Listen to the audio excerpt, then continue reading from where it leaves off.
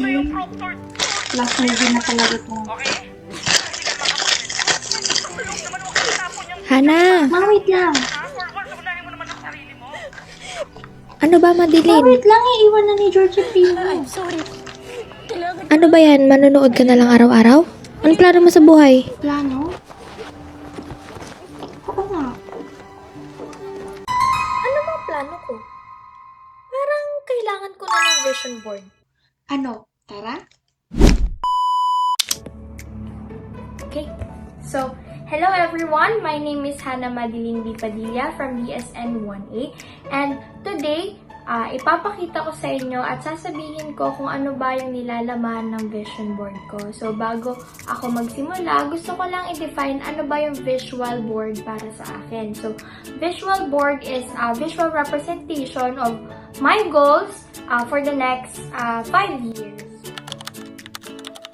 So, let's start po with the education and career. So, 5 years from now po, I see myself as a registered nurse na hindi lang dito sa Pilipinas, but pati na rin po sa US. So, sana po, after 5 years is yung passion ko sa pagtatrabaho, yung passion ko when it comes to nursing is nandun pa rin po. I hope na sana in the next 5 years, marami na po akong napagaling or marami na akong naalagaan. Pero sana may mga tao na akong natulungan, mabigyan sila ng pag-asa para ipagpatuloy yung buhay nila.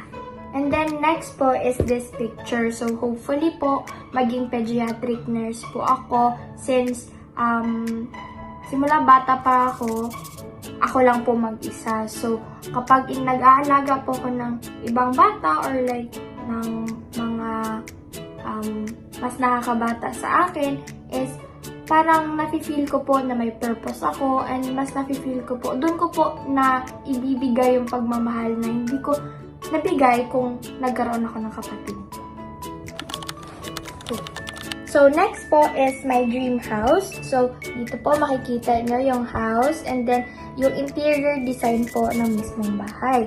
So, ito po yung dream house ko para sa family ko at sana po after 5 years may sarili na po kaming bahay na concrete yung bawat gilid and then yung kisame o yung barricade doon para sa kisame ay hindi kahoy, instead bakal po para hindi mabulok agad. And in addition to that, yung interior design niya po is syempre inspired sa Amerika po or yung mas komportable po para sa mama at papa ko. So, may oven po dito may oven po sana sa loob ng bahay. Tapos, na yung lutuan nasa loob din ng bahay. Hindi na namin kailangan lumabas pa para magluto. And then, meron din po ditong mga cabinet kung saan ilalagay namin yung mga kawali. Ganon, hindi na siya sa ilalim lang ng kung saan-saan. So, for my personal growth po, sana matutunan ko na in the next 5 years na humindi sa mga bagay na hindi ko kayang gawin. So, sana po, hindi na ako ma-feel or hindi na ako mag-guilty na gawin yung isang bagay kasi gusto kong matuwa sila para sa akin. So, sana this time, piliin ko naman yung sarili ko. Pero, not in a way naman na magiging selfish ako. Kasi kung kaya ko naman, tutulong ako. Pero sana kung hindi ko na kaya, sana magkaroon ako ng courage na sabihin na hindi ko po kaya. Also, gusto ko rin po mas maging discipline pa sa sarili ko. Especially, nasa field po ako ng healthcare. So, sana mas disiplinado na ako sa mga decision ko and sana yung mga decision na gagawin ko is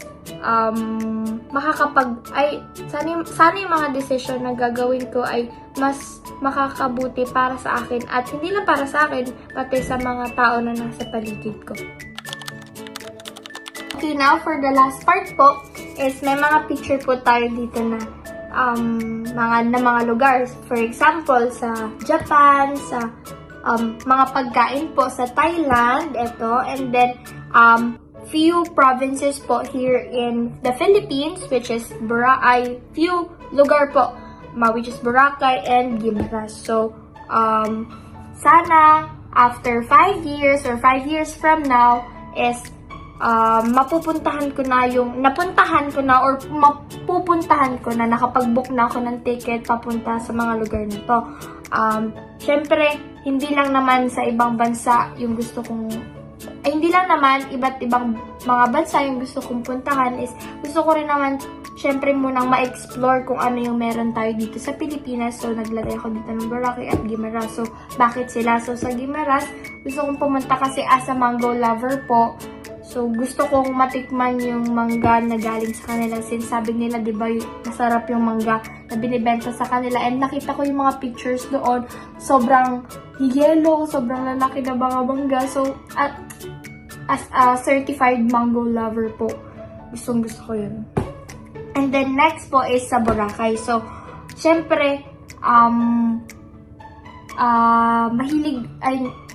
next po is sa Boracay. So, yung family po namin, mahilig po pumunta na mga beach, mahilig mag-outing-outing, ganyan. So, gusto ko pong makita kung ano ba yung difference ng dagat dito sa dagat doon. Kahit same lang naman silang maalat. Pero, gusto ko pa mapuntahan yun doon since sikat yun. And then, gusto ko rin mag-island hopping doon. At matry po yung parasailing na sinasabi din doon. Yung parang lumilipad-lipad ka sa air. Ganyan po. So, dito rin po yung mga pagkain dito sa Thailand kasi gusto ko rin po talagang pumunta doon para magmukbang, magganon kasi sobrang foodie ko po talaga. All in all, this vision board is not just something na gusto ko pong ipakita sa inyo, but ito po yung mga bagay na gusto kong ma-achieve para sa sarili ko and para sa family ko. So, I know this journey won't be easy. There will be challenges, doubts, fears, but I know po na with great courage and faith po sa Lord natin is kakayanin ko po ito. And I manifest na sana magkatotoo to kasi ito talaga yung pinapangarap ko dati-dati pa. So, let's go! PHRN and USRN at sana makakain na po ako ng mangga galing sa Guimaras. Thank you so much po! Bye! Hi, salamat. Tapos na. So, may plano ka na? Po? Opo, meron na. Kaya, ang gagawin ko ma, tatago ko muna at manonood muna ako ng Netflix. Kasi tignan mo, malapit na, iiwan mo na si George. Wait lang.